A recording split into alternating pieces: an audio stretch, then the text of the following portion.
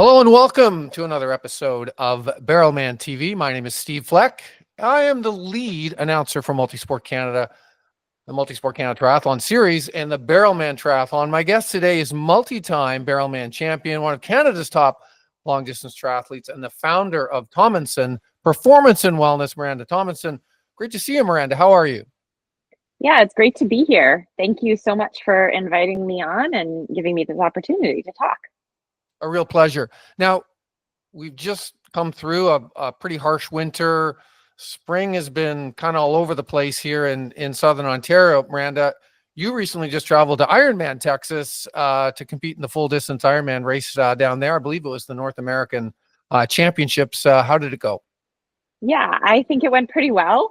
Anytime you finish an Ironman, regardless of your time, it is usually considered a win. And it was very hot, as Steve said, but I stuck to my plan. And I think that really helped me outlast some of the better athletes in the conditions. So I was able to finish 13th out of 25 women who started. So I'm quite pleased. So just focusing on that a little bit, we'll get to your advice as a coach for Barrelman a little bit in a few minutes time, but what's the one thing you would suggest? Because this is becoming quite common now for athletes, is to, Canadian-based athletes, northern-based USA athletes, they train through the winter and then they're going to a warmer weather race very early in the season. The Boston Marathon can be like that too. I mean, people are training for Boston. It can be a warm day. What's the one sort of tip of advice you'd give to someone who might be facing that environmental challenge, if you will? So I would say doing a training camp in a warm environment is definitely a good idea. And other than that, I would say do your heat prep. 30 to 60 minutes of heat acclimation a day, maybe 3 weeks out from the race for a couple weeks.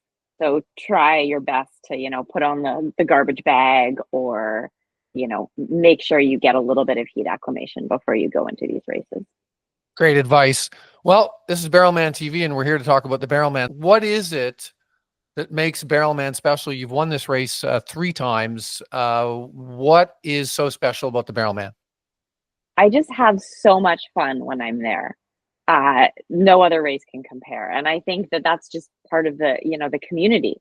It's the staff, it's the athletes, it's the volunteers. It just feels like one big family getting together, everyone's smiling, very helpful. It's a good time of year. You have time to do your outdoor training in preparation, not this crazy April stuff. And I really love the course. Speaking of the course, as you know, there's been some probably the most significant changes to the course, I think, since after that first year, the first year. The final 2/3 of the bike now is going to be 3 loops on the Niagara Parkway south of where the finish line is, and then they've also added Olympic distance. What's your take on these changes? First to the course, and now the addition of the Olympic distance. Yeah, so that's my favorite part of the course is on the Niagara Parkway, but historically it can be quite lonely for me. So I'm a little bit excited about the prospect of having a lot of other athletes around. I guess the counter to that would be maybe some congestion, but I know the MultiSport team does an amazing job with logistics, so I think they'll figure that out. So I think all in all, it'll make it even more fun. And then the addition of the Olympic distance, is this going to give more people the opportunity, at a shorter distance, albeit, to experience some of those great things you've talked about the Barrelman being? Yeah, so I mean, it's a great time of year for me. Sometimes people can be burnt out by that. So giving the opportunity to scale down to a shorter distance, or even creating sort of a stepping stone for someone who's not sure about doing Barrelman full, they have the opportunity to experience the Olympic first, or just that. If they just want to do the Olympic, they like the short stuff, then I think it's a great addition to add the shorter distances. I mean, even for someone who's done a sprint, I'll add this. Even for someone who's just been doing sprints, I mean, the step up to an Olympic can be quite significant. What would you suggest to someone just doing that step up to the Olympic? I would just say that you probably just have to slow down a little bit. That's really all. A lot of the training for these events is the same. Maybe do a little bit of a longer bike, a little bit of a longer run in training, and then just pace yourself a little bit better for the distance when you're stepping up, especially the first time. Right. If now for someone thinking about this for the first time, maybe I'm thinking more here, the half iron distance, so the longer one. I'm thinking, what is the one bit of advice that you would give to them or push over the edge to make them fully commit to possibly entering the race? I think that the location is just really, really good. For me, it's proximity. But even just if you're going with your family, there's stuff for the whole family to do in the Niagara Falls area.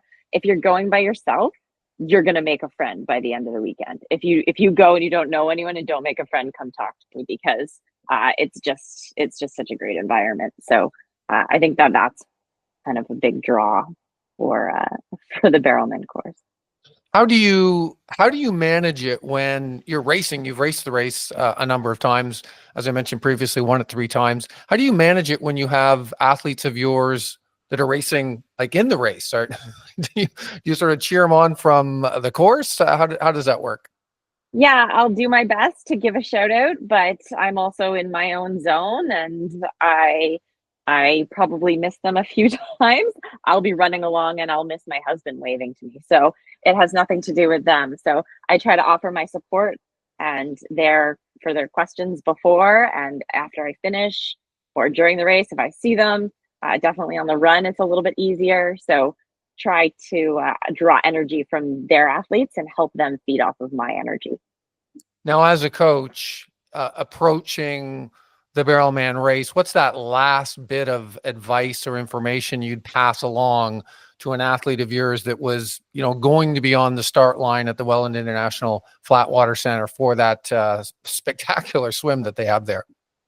Yeah, I typically tell them to pace the bike. It being a pretty flat course, it's easy to overbike, and the run is pretty hilly. So I always say, okay, you go a little bit easier on this bike course, maybe than you think you should, to save that extra bit of energy because you will need it for the run, guaranteed. I don't think anyone's done the bike a bit too easy and been upset about it because that run can be a challenge.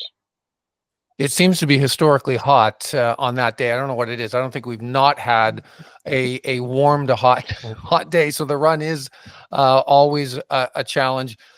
I'm sure winning, are memorable moments. And I talked to Taylor Reed about this. He's a multi-time winner of the race. What's one of your best memories?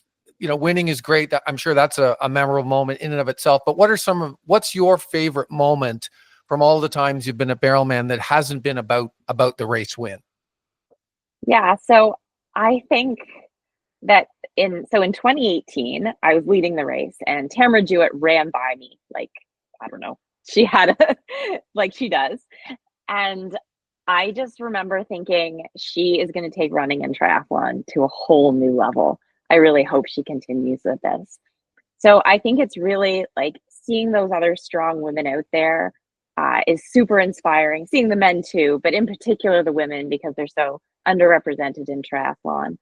Um, I think, yeah, so seeing her just dominate that run was probably one of my favorite memories.